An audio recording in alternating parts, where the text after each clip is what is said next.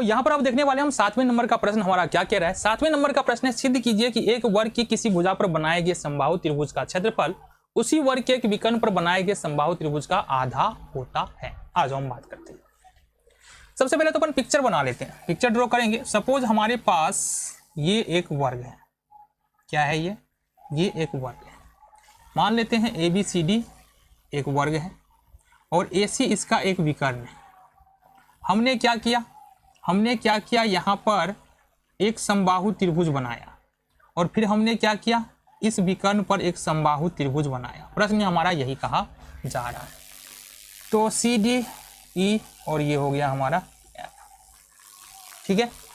तो जो प्रश्न में बोला जा रहा है ना उसको एक बार हम नोट कर लेते ताकि हमारा काम आसान हो जाए। समझो बात को, तुम भी समझते चलो। क्या कह रहा है कि सिद्ध कीजिए कि एक वर्ग की किसी भुजा पर बनाए गए समबाहु त्रिभुज का क्षेत्रफल। तो सबसे पहले तो वर्ग के एक भुजा पर समबाहु त्रिभुज बनाया गया है, तो अपन क्या करेंगे, माना कि ABCD एक वर्ग है जिसकी प्रत्येक भुजा x इकाई है। अब इसका मतलब AB बराबर BC बराबर CD बराबर DA बराबर हो जाएगा कितना, x इकाई हो जाएगा। ठीक है, क्या हो जाएगा, x इकाई हो जाएगा। दूसरी बात यहां पर समझना है, तो वर्ग का विकर्ण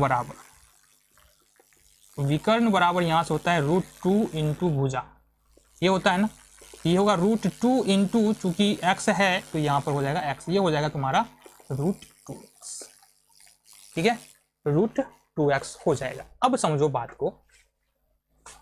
अब अगर हम तुमको बोले वर्ग के किसी भुजा पर, या हम ये मिले x इकाई वाले वर्ग के किसी भुजा पर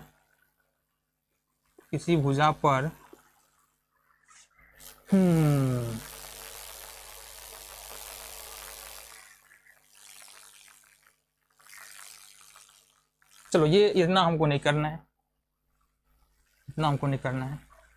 अब हम देख लेते हैं, ठीक है। त्रिभुज अगर हम देखेंगे EDC वर्ग के भुजा पर बना है तथा त्रिभुज यहां पर देखेंगे AFC की विकर्ण पर बना है, ठीक है, विकर्ण पर बना है ना। देखो ये वाला त्रिभुज जो है ना DEDC और भुजा पर बना है, दूसरा AFC केस पर बना है, विकर्ण पर बना है। अब यहां पर देखेंगे दोनों ही त्रिभुज EDC तथा त्रिभुज AFC समबाहु है, क्या है, समबाहु है। अतः क्या हो जाएगा, अतः त्रिभुज EDC समरूप हो जाएगा त्रिभुज AFC के, क्योंकि समबाहु त्रिभुज में क्या होता है, तीनों कोण समान होता है, 60-60 डिग्री का होता है। इसका मतलब त्रिभुज EDC समरूप हो जाएगा त्रिभुज AFC के। अब अगर हम देखें इसका मतलब क्या होगा, इसका मतलब हम बोल सकते हैं कि एरिया ऑफ ट्रायंगल EDC बट्टे एरिया ऑफ ट्रायंगल क्या ले लेंगे, AFC, है ना, AFC। तो ये भुजाओं के वर्ग के अनुपात के बराबर होता है। तो भुजा यहां पर देखेंगे ना, तो जो भुजा पर बनाया गया है ना उस भुजा की लंबाई कितना x है, यहाँ पर भुजा EDC वाला में भुजा तो x हो जाएगा।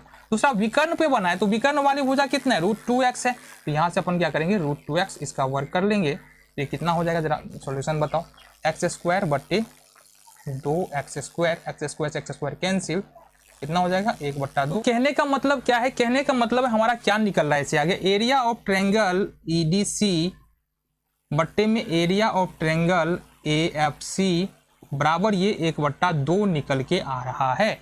इसका मतलब क्या है, इसका मतलब बाबू ये है कि यहाँ पर अगर देखो साबित करने के लिए क्या बोला जा रहा था, साबित करने के लिए बोला जा रहा था हमको कि बनाए गए समबाहु त्रिभुज का क्षेत्रफल उसी के विकर्ण पर बनाए गए समबाहु त्रिभुज का आधा होता है, समबाहु त्रिभुज का आधा होता है।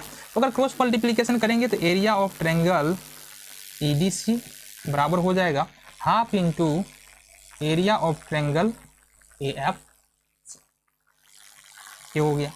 ये कहने का मतलब क्या है, ये कहने का मतलब क्या है, जो त्रिभुज ईडीसी है, ईडीसी जो है ना वो आधा है दूसरे वाले त्रिभुज जो विकर्ण पर बना, यानी विकर्ण पर जो त्रिभुज बना रहे हैं ना वो त्रिभुज दुगुना है जो इसके भुजा पर बनाया गया है, या भुजा पर जो त्रिभुज बन रहा है वो आधा है जो विकर्ण पर त्रिभुज बना है। ये हो गया तुम्हारा सॉल्यूशन।